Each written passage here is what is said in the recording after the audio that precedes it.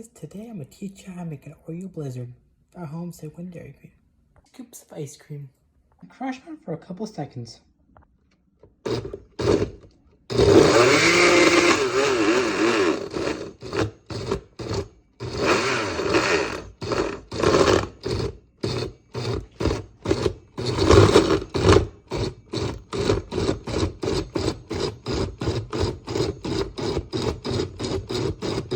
Okay, add the Oreos to the blender.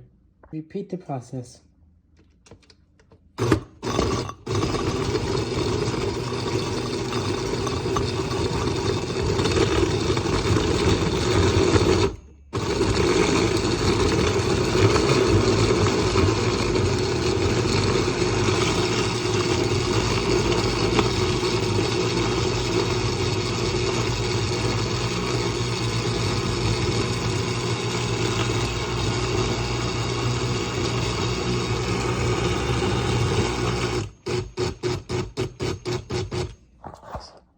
What the Blizzard ice cream should look like, and not spilling while it drops. Okay, but about it.